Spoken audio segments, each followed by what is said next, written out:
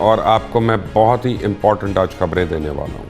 और कुछ खबरें मेरी ऐसी हैं जो एक्सक्लूसिव हैं and I stand by them. मैं कन्विंस्ड हूँ कि मेरी खबरें सही हैं और इंशाल्लाह आने वाले दिनों में आप देखेंगे कि सही होगी। ये खबर जिसका आप लोग बड़े दिन से चर्चा सुन रहे हैं कि जनाब क्या अमेरिका और इसराइल जो है वो ग्राउंड अटैक करेंगे ईरान के ऊपर कि नहीं करेंगे, तो लगता ही है कि हफ्ते और इतवार की दरमियानी रात को, मैं आपको एग्जैक्ट टाइम लाइन दे रहा हूँ, हफ्ते और इतवार की दरमियानी रात को यानी कल रात को और परसों किसी वक्त भी कर्ग आइलैंड पे ईरान के हमला हो सकता है। और ये ज़मीनी हमला होगा, इसमें मरीन्स यूज़ होंगे और इसमें 82nd एयरबॉर्न डिवीज़न जो है अमेरिका की वो इसमें बराह रास्त इस्तेमाल होगी।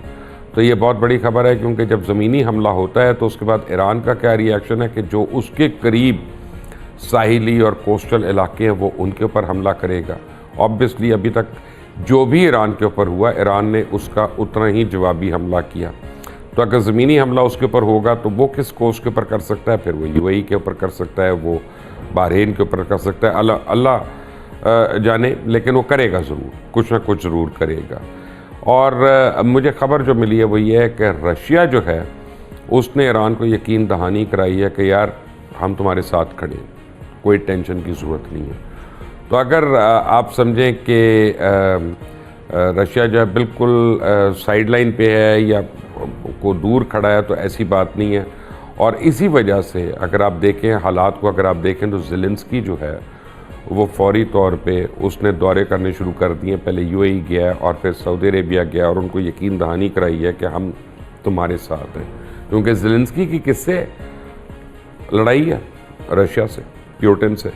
तो ये सारी जब आप इन चीज़ों को जोड़ेंगे तो आपको 2 और 2 जो है वो एग्जैक्टली समझ आना शुरू हो जाएगी। तीसरी एक बहुत इम्पॉर्टेंट बात यह है कि आप देखेंगे कि ईरान कतर पे हमला नहीं करेगा, कतर पे बिल्कुल हमला नहीं होगा। और गालिबन उसका और कतर के दरमियान एक आप समझें कि अनकंडीशनल जो है या कंडीशनल, दोनों सूरतों में एक अंडरस्टैंडिंग ये हुई है कि तुमने हमारे ऊपर नहीं करना, हमने तुम्हारे ऊपर नहीं करना, तुमने अपनी ज़मीन इस्तेमाल नहीं होने देनी, हमने तुम्हारे किसी एनर्जी सेक्टर पे हमला नहीं करना। लेकिन अगर ये लड़ाई बढ़ती है, अगर वो कर्ग आइलैंड पे आ जाती हैं फोर्सेस और वो उसको टेक ओवर कर लेती हैं, तो फिर ईरान के पास क्या क्या ऑप्शंस रह जाते हैं? जो दीगर ऑप्शंस हैं उनको छोड़ दें, मैं तो टेक्टिकल ऑप्शंस की बात कर रहा हूँ कि अभी उन्होंने स्ट्रेट ऑफ हॉर्मुज़ को ब्लॉक किया हुआ है।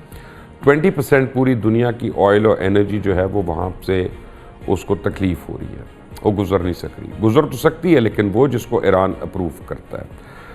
अब उसके बाद क्या है कि कल आपने देखा होगा रात को एक बयान आया था हूतीज़ के लीडर का यमन के अंदर। उन्होंने कहा हम एक हुक्म का वेट करें ईरान का, फिर हम बताते हैं हमने क्या करना है। हूतीज़ जो हैं वो बाबुल मंदब के ऊपर बैठे हुए हैं और बाबुल मंदब जो है उसमें और जिबूती के बीच में, यानी यमन और जिबूती के बीच में सिर्फ 70 किलोमीटर का एक गैप है। और ये वो पतली सी राहदारी है जिसके अंदर से पूरा सऊदी अरेबिया का तेल जो है वो गुजर के जाता है। जब पूरे सऊदी अरेबिया का तेल वहाँ से गुजरना है तो आप समझे, मैं एक मोहतात अंदाजे के मुताबिक बता रहा हूँ कि वो जगह अगर ब्लॉक होती है या वो जगह जो है वो फायरिंग के अंडर आ जाती है, तो फिर आप 60% जो तेल की तरसील है वो मुतासर होना शुरू हो जाएगी। अच्छा, इसके बाद होगा क्या? यानी तेल तो आ सकता है, सऊदी अरेबिया का तेल तो फिर भी आएगा मुख्तलिफ ममालिक में, लेकिन वो रेड सी की जगह वो ऊपर से होता हुआ जाएगा, स्वेज़ कनाल के रास्ते से आएगा।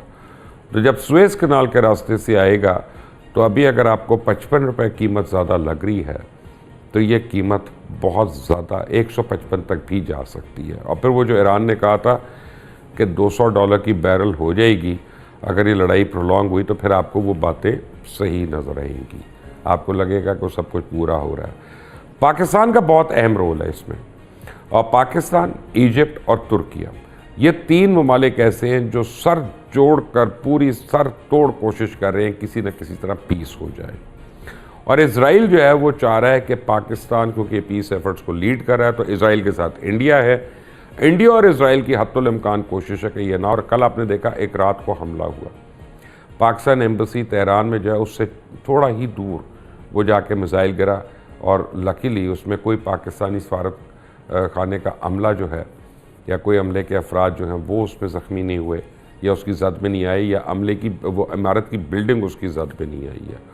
तो लेकिन ये बराह रास्त पाकिस्तान को या तो वार्निंग्स दी जा रही हैं या कोशिश की जा रही है कि किसी तरह पाकिस्तान जंग में ड्रैग हो जाए, लेकिन पाकिस्तान कमिटेड है पीस के लिए, और पाकिस्तान ये बहुत बड़ा एक इनिशिएटिव ले रहा है, क्योंकि अगर पाकिस्तान इसमें कामयाब हो जाता है, जो कि अल्लाह करे कि हो, हम सब की दुआएं हैं इसमें हो, तो फिर आप समझे कि पाकिस्तान ने पूरी दुनिया के ऊपर एहसान किया और मुमकिना वर्ल्ड वॉर 3 से पाकिस्तान ने इस दुनिया को बचा लिया।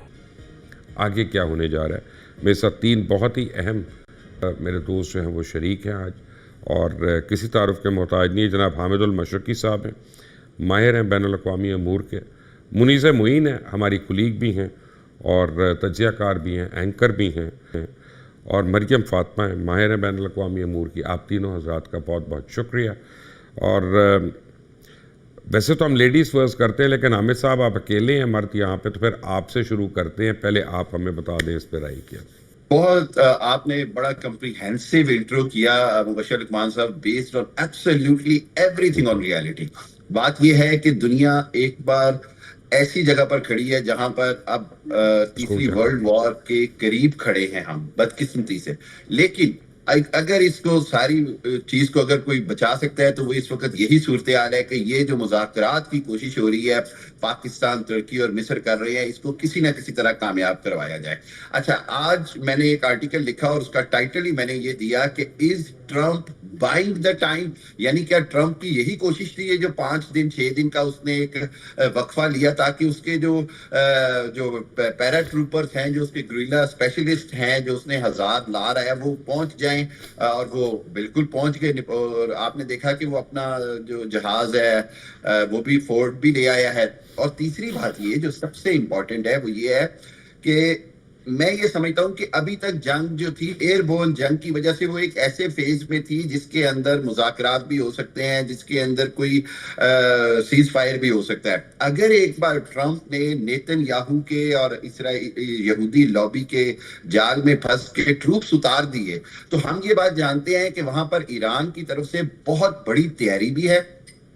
ये हाराक जजीरे के बिल्कुल पास ही इनकी सबसे बड़ी ईरान की मिलिट्री बेस है बंदर अब्बास की, और उसके ऊपर उन्होंने 1.5 लाख से जायद। हामिद साहब इसको जरा सा ठहर जाए, हम क्योंकि मैं और आप तो हम फौज के लोग नहीं हैं, तो हम टैक्टिक्स पे क्या बात करें, एक बेसिक बात कर लेते हैं कि अगर डीजल की तरसील रुक जाती है, जो कि रुकनी है फिर वहां से, तो गाड़ियां तो चले, हम पैदल चल लेंगे, साइकिल चला लेंगे, और लेकिन बत्ती का क्या होगा, हमारी बिजली कैसे आएगी? मुबश्शिर लुकमान साहब, पूरी दुनिया एक ऐसे क्राइसिस का शिकार हो जाएगी जिसका तसव्वुर करना भी बहुत मुश्किल है।